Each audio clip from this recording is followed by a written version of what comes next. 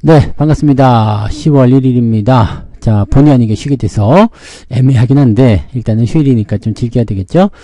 자, 오늘은 중국 관련주 요즘에 핫하죠. 네, 미친듯이 네, 좋은 흐름을 보이고 있었던 중국 관련주들 과연 어떻게 될 것인지 좀 알아보도록 하고요. 네, 띵호아. 네. 이게 원래 팅하오거든요. 팅하오. 매우 좋다라는 지로 해야 되는데 왜 이게 띵호아가 됐는지 모르겠어요. 네, 아무튼 네, 중국 관련주들 요즘에 진짜 띵호아인데 계속 좋아질 수 있을런지 한번 보도록 하죠. 차트 보도록 합니다. 우선 중국 상해지수 한번 볼까요? 네, 상해지수를 보시면 많이 올랐어요. 많이 올라서 이쯤 올라가면은 대체적으로 왼쪽에 뭐가 있나 없나 좀 살펴보게 되잖아요. 좀 살펴보시면 매물대가 준비된단 말이죠.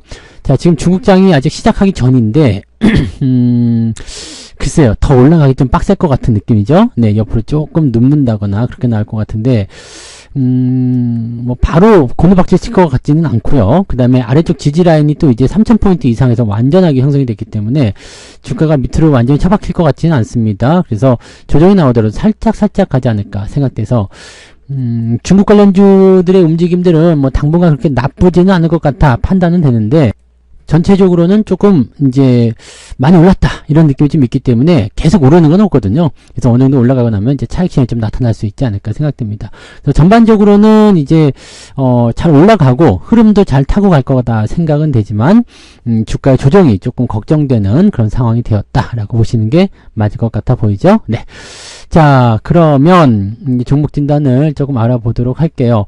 전체적으로 이제 우리가 종목을 좀 알아보게 되려면 네. 일단 관련주들의 어떤 섹터를 좀 나눠야 되겠죠? 네, 그래서 뭐 진짜 중국 종목, 네, 그 다음에 관련 수혜주가 있는 종목들 이렇게 좀 알아봐야 되니까 오늘은 이제 홍성그룹 먼저 시작해 볼게요. 홍형그룹이죠. 이름 더럽게 어렵네요. 네, 홍형그룹. 이거 원래 장난감 회사예요. 장난감 회사인데 이게 옛날부터 계속해서 떨어지고 있었던 그런 네, 더러운 종목 중에 하나죠. 지금 가격이 지금 300원대 198원까지 내려갔다가 이렇게 조금 올라가서 이제 300원대 된 건데 사실 이 그룹 같은 경우는 볼 게 별로 없어요. 네, 그냥 별로 안 좋죠. 네, 기업 내용 한번 살펴볼까요? 네, 홍형그룹을 보도록 할게요. 홍형그룹 여기서 기업 내용을 좀 살펴보시면 외국인 보유 비중이 44%. 요 44%가 누구냐? 후이만킷, 그 다음에 후이라이파이, 호이네이, 이런 사람들. 취엔용선, 이렇게 돼 있는 거죠. 얘네들 다 합치면 40%쯤 될 겁니다. 그리고 또 실제적으로 또 묘사한 게 있겠죠. 중국계 투자일 거라 생각합니다. 네, 말 그대로 검은 머리. 네, 검은 머리 외국인이죠. 자, 그 다음에 유동주식수는 지금 46% 정도 있기 때문에 실질적으로 봤을 때는, 네, 그렇게 많이 종목수가 돌아다니는 그런 내용은 아닙니다. 자, 요거는 이제 장난감이에요. 봉제 완구, 전동 완구, 이런 게 하는 거예요. 진장 홍형 완구 유한회사. 이렇게 되어 있고요. 애들 거 위주로 진행을 하고 있는 모습이죠. 근데, 저출산이라든지 이런 재료들이 있다고 하더라도, 아직까지는 흐름이 그렇게 좋지는 않았다 보시면 되겠고요. 중국의 소비 심리 회복 등등에 대한 기대감이 좀 있다라고 되어 있습니다. 아직까지, 네. 근데 이 기업은 그래도 예전에 그 차이나 그레이트라든지 이런 거, 중국 기업들 사라진 것도 많이 있었잖아요. 근데 사라지지 않은, 네. 그래도 끈질긴, 네, 생명력이 있는 회사다라고 볼 수가 있겠죠. 자, 지금 2분기 실적이 흑자 전환이 되면서 조금 그래도 분위기 살아난 느낌이고요. 작년까지는 적자였어요. 근데 이번에 분기 실적이 지금 이렇게 나타나서 3분기, 4분기만 조금 잘해주면 이제 흑자로 돌아서는 모습이 나올 것 같다 판단되죠. 배당은 안 주고요. 네. 그래서 기업 내용은 특별하게 볼만한 부분은 없다라고 보시면 되고요. 차트 한번 다시 들여다보면 글쎄요, 추세를 좀 돌리려는 움직임이 나타날 수도 있을 것 같다 판단은 좀 됩니다. 근데 이런 시도를 여러 번 하긴 했었어요. 네, 2022년도, 네, 요럴 때도 보면 이제 소비 진작, 그 다음에 경기 회복 이런 것들에 대한 기대감이 좀 있었죠. 그 다음에 19년도에도 그런 부분이 있었는데 계속적으로 결과는 떨어졌어요. 근데 지금은 그때와는 조금 사뭇 다른 모습이에요. 거래량도 좀 증가가 됐고 그런 모습이긴 한데 여기서 하나 조심할 게 있죠. 자, 우리 사자 이빨을 보시면 자, 첫 번째 거래량이 터진 부분까지 단기 상승이라면 주가가 조정을 받는다. 이 법칙이 있어요. 네, 사자 이빨에 대한 기법은 한번 찾아보세요.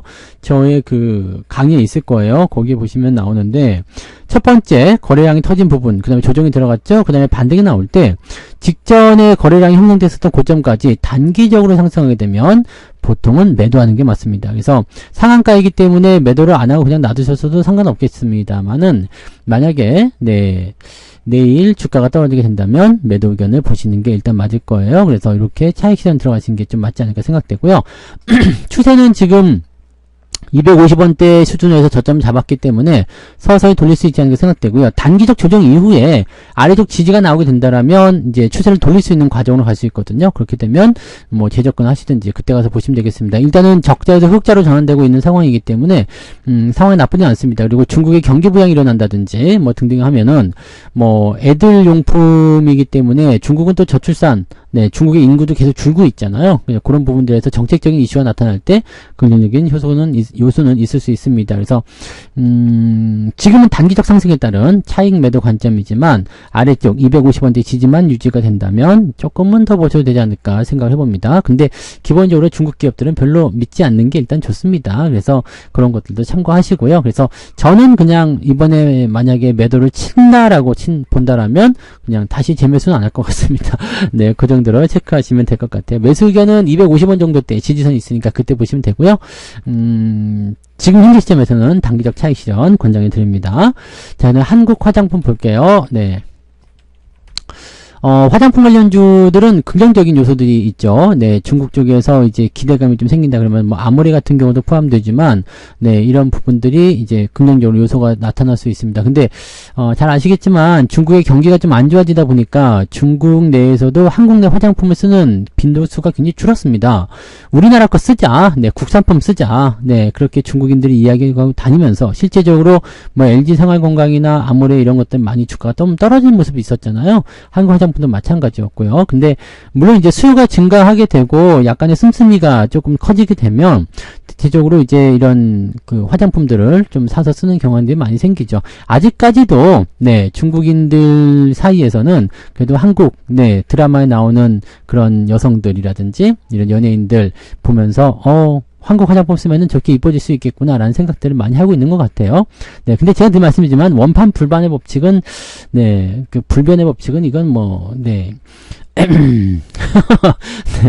근데 맞아요. 네, 그 화장품을 쓰면 확실히 잘 모르겠습니다. 이렇게 얼굴에다가 바르고 그래서 피부가 좋아지고 하면은 훨씬 더 낫게 하겠죠. 그래서 이쪽 부분들 많이 사용하는 경우가 있는데 사실 중국 제품들도요, 기능성 부분에서 충분히 긍정적인 요소들이 요즘에 많이 생겼어요. 한방 쪽 이런 것들 많이 하더라고요. 그래서 우리도 그냥 화장품 말고요, 기초 화장품 말고 그냥 기능성 화장품 이런 것들이 중국에서 좀 인기가 있는 거지 기초 화장품은 좀 별로거든요. 네, 아무튼 그렇습니다. 네, 그런 정도인데 추이적인 부분을 봤을 때는 나쁘진 않죠. 네, 아래쪽 지지선, 그 다음에 중국의 경기가 살아난다 그러면은 어쨌든 실적은 늘어날 수 있는 구간이 됩니다. 자, 여기도 사자 이빨이 살짝 나왔네요. 직전 고점 때까지 단기 급등하게 되면 매도 의견. 그러니까 방금 전에 보셨던 홍성그룹 같은 경우는 이렇게 보시면 되고요. 요거는 이렇게 홍성그룹의 미래가 될 수도 있겠지만 이렇게 주가 좀 내려가서 아래쪽 지지선이 나오게 되면 여기서부터는 이제 매수 관점을 보셔도 괜찮아요.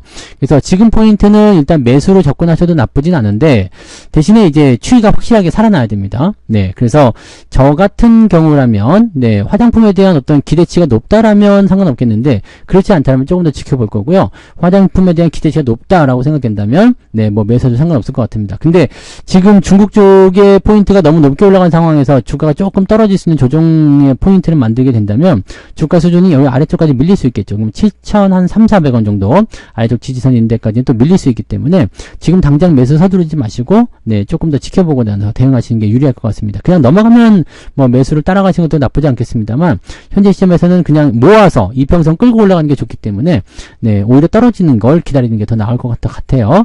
가지고 계신 분들은 일단 지지선 유지하면서 그냥 홀딩하시면 될 것 같아요. 지지선 7,000원 정도 나와 있으니까요. 특별하게 변동성이 커지지 않는 이상은 네, 그냥 홀딩 유지하셔도 별다른 문제 없을 것 같습니다. 그래서 가지고 가시는 데는 큰 문제 없고요. 그 다음에 신규 매수 같은 경우는 조금 낮춰서 한 7,200원, 300원 그 정도 괜찮을 것 같아요. 그래서 그 정도 근접할 때 위치를 좀 잡아보시면 되겠습니다. 아직 추이가 돌아선 모습이 확실하게 만들어진 건 아니기 때문에 천천히 접근하셔야 된다는 거 말씀드려 봅니다. 네. 자, 그 다음에 GKL 볼게요. 외국인 카지노. 외국인 카지노는 일단 중국 쪽에서 손님이 많이 오면 주가가 상승하는 포인트가 만들어지게 됩니다. 제가 예전에 그 중국에 기차 여행할 때 말씀드려본 적 있죠? 그때, 상하이 기차역에서 기차를 타고, 뭐, 물론 굉장히 오래된 얘기네요. 20년도 넘은 얘기지만, 상하이 기차역에서 기차를 타고, 여기 안희성에 있는 빵뿌라고 하던가요? 지금 그 당시는 뭐라고 불렀지? 빵뿌? 뻥뿌? 근데 이렇게 그 지역에까지 이동하는데 7시간 반 정도 걸렸거든요. 와, 근데 그때 기차를 타고 왔는데 그 옆에 뒤에서 그냥 전부 다 도박판을 벌려가지고 난리가 나고, 근데 진짜 막 너무 시끄러워. 그리고 담배를 기차 안에서 뻑뻑 펴대면서 아주 막 그냥 난리가 있었던, 네. 근데 내 끼고 싶어도 낄 수도 없고, 뭐 지들만의 어떤 그런 카드를 하니까, 또 마작 뭐 이런 거. 예전에 제가 중국에 방문한 적이 있었는데, 저를 데리고서 그 어떤 가정집으로 가는 거예요. 그래서, 왜 거기 왜 가요? 그랬더니, 네, 마작판이 거기에 그냥 막 테이블 여러 개 놔두고서 마작판이 벌려져. 자기 한번 하자고. 난 이거 안 한다고. 네, 그리고 도망쳤던 그런 기억도 있어요. 그러니까 중국인들은 뭐 우리나라 마찬가지겠습니다만 이 내기 또는 이제 도박 이런 거 상당히 좋아해요. 네, 사람들의 어떤 속성일 수도 있죠. 또 외국에 왔다 그러면 이제 카지노 같은 거 한번 가보자 이렇게 될 수 있거든요. 그래서 실질적으로 이제 중국의 단체 관광이 막히면서 네, 이런 부분이 조금 시들해졌었는데 이런 것들이 이제 다시 부각이 되면 네, 좀 수혜가 있지 않을까라고 생각하죠. 카지노 같은 경우는 경기가 좋아짐에 따라서 수혜를 입을 수 있는 부분들이고 또 외국인 관광객들이 많이 올수록 또 수혜를 볼 수가 있습니다. 현재 시점은 주가 많이 내려서 별로 보잘 것이 없어요. 그냥 그다지 좋아 보이지는 않습니다만 아래쪽 지지선은 일단 유지가 되고 있습니다. 더 이상 밀리지만 않으면 될 것 같아요. 그래서 12,000원 정도 구간 지지선 보시면 되겠고요. 당장 매수는 지금은 좋지 않습니다. 왜냐면 하락 추세가 아직까지 연결 중에 있죠. 돌파가 안 됐잖아요. 그래서 추세의 전환 포인트가 만들어지지 않았기 때문에 아직은 매수할 포인트는 아닙니다만 가지고 계신 분들은 돌아설 수 있는 과정이 있기 때문에 홀딩 그대로 보시면 되겠고 그 다음에 신규 매수는 일단은 더 올라가야 되겠죠. 이평선 정렬이 다 끝나야 되기 때문에 그 부분 보셔야 되고요. 실적 한번 볼까요? 네. GKL 같은 경우는 실적이 아마 카지노 쪽이기 때문에 계속 증가세를 보일 거라 생각합니다. 지금 현재 보시면은 외국인 비중이 10% 정도 있고요. 한국관광공사가 51%, 네, 국민연금이 8%, 그러니까 60% 정도는 묶여 있는 거죠. 그래서 매도가 나올 부분은 별로 없고요. 외국인 전용 카지노이기 때문에 괜찮습니다. 분기 실적 보시면 계속 늘어나고 있는 형태의 모습 보이고 있고요. 네, 전년 동기 대비해서도 크게 늘어났죠.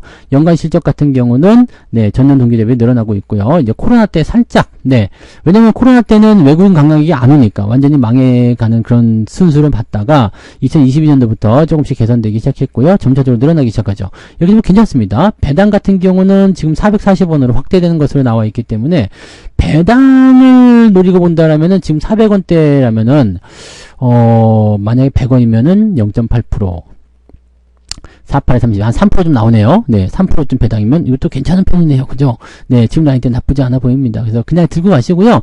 추이가 아직은 완전히 돌아섰다라는 느낌이 없을 뿐이지, 네, 이쪽 부분이 활성화되게 되면 더 좋아지는 모습이 나타날 수 있습니다. 그래서 그런 쪽으로 대응들 해주시면 좋을 것 같아요. 요거는 홀딩으로 보도록 하겠습니다.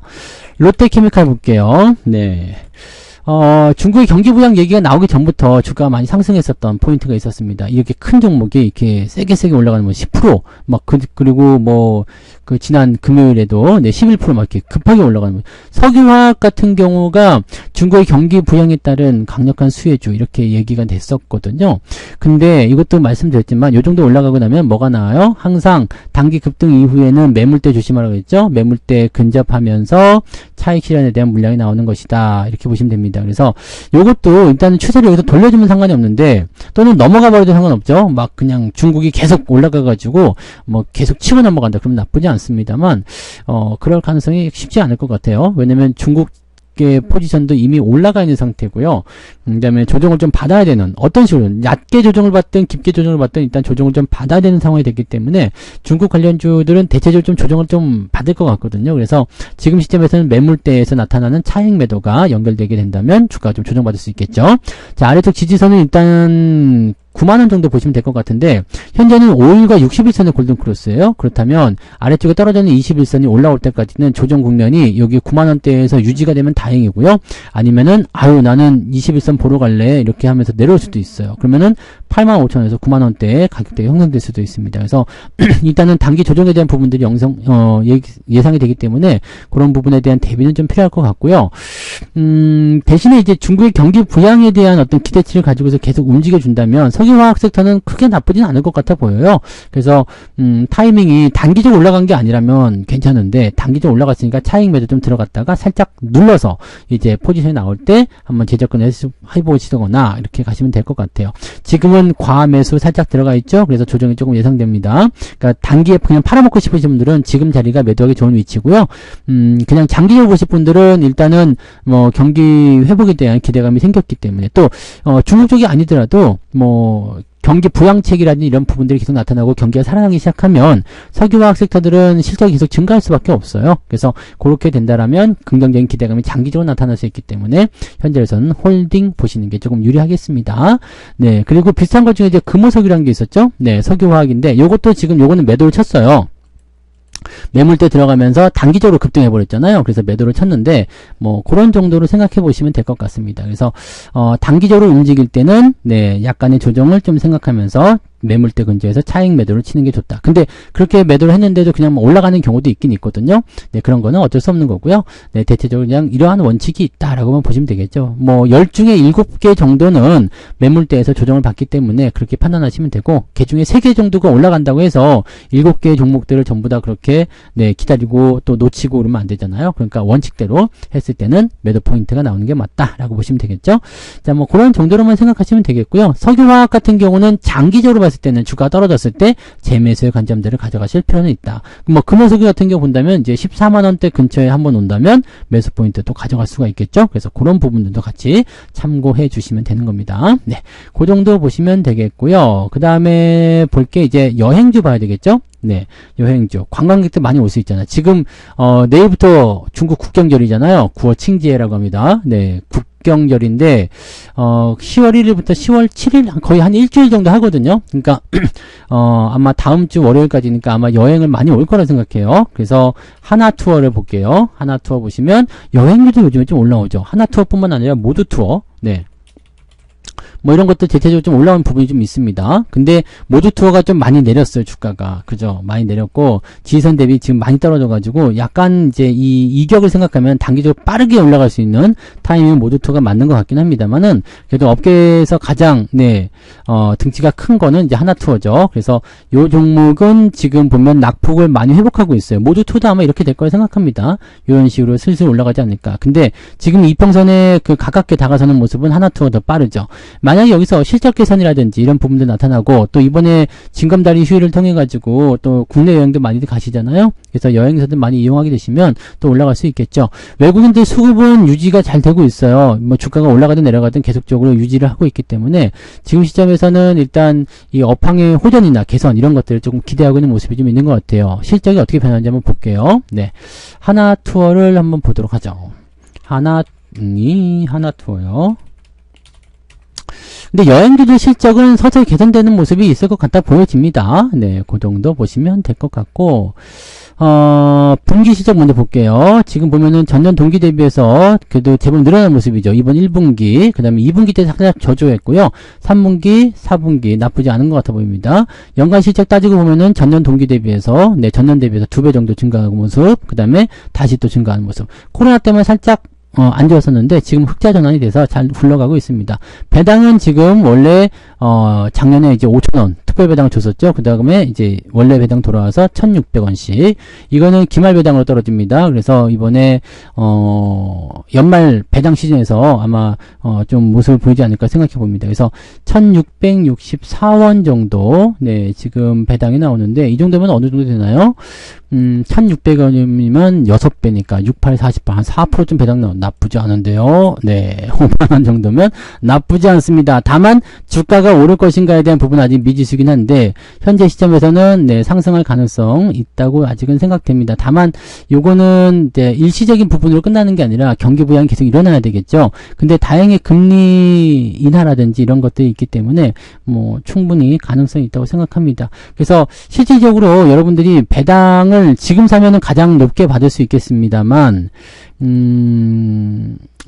55,000원대 정도 넘어가야지만 이 추세가 완벽히 살아난다라고 볼 수가 있거든요. 그러니까 지금 자리에서 한 10% 정도쯤 됐는데 이렇게 되면은 네 밑에서 못 산 게 또 아쉬울 수도 있잖아요. 그러니까 매수를 들어가시려면 지금 가격이 나쁘지 않아요. 소량 접근하시고요. 그 다음에 올라가는 거 보면서 55,000원 넘어갈 때 추가 매수로 들어가시면 되지 않을까 생각합니다. 그럼 평단가가 조금 낮아지는 효과가 나타나게 되면서 평단가는 55,000원 밑으로 나오겠죠.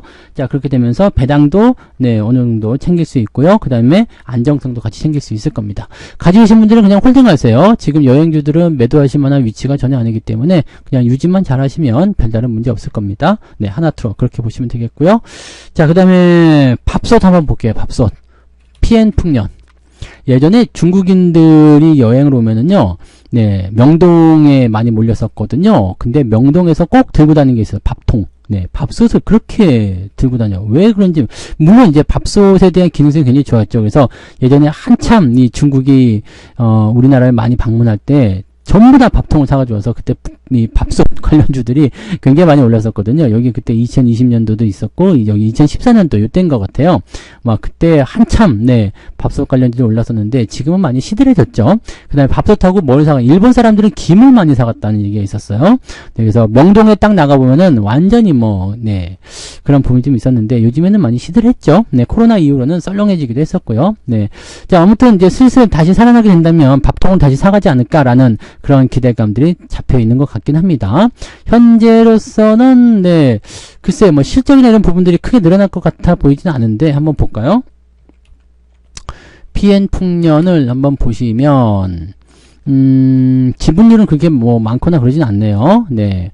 그리고 실적도 현재로서는 그저 특별하게 보여지는 부분은 없어요. 올해 실적도 지금 현재로서는 네 특이한 내용은 없기 때문에 네 뭐가 대단하다라고 보기엔 좀 어려워 보입니다. 근데 뭐 이게 살아나게 된다면 어디까지 살아날 것인가 뭐 생각해 볼 필요는 있겠죠. 지금은 아직은 좀 모자라는 것 같아요. 근데 지금 현재 시점은 단기 상승 이후에 중국 쪽에서의 어떤 그 기대감을 가지고 올라갔잖아요. 근데 항상 여러분들 조심하셔야 되죠. 단기 급등하고 나서 이런 어떤 특정한 매물대, 요거는 지금 단기 급락 이후에 나타나는 시작점이잖아요. 그래서 보통은 이제 요런 자리가 하나의 어떤 라인, 위쪽에 있으면 저항, 아래쪽에 있으면 지지 이런 게 되는 거고요. 그 다음에 여기 급락이 시작했던 요 구간대죠. 여기가 매물대가 됩니다. 요 근처로 해서 매물대가 되거든요. 그러니까 지금 이거는 첫 번째 저항대에 들어간 거고요. 두 번째 저항대는 8,000원 정도 나와 있습니다. 만약에 막 뚫고 올라간다면 8,000원까지 직진할 수 있겠지만 여기서 막힌다라면 조정이 요 아래 이격을 메꿔야 되거든요. 근데 5,000원대까지 쭉 빠질 수도 있습니다.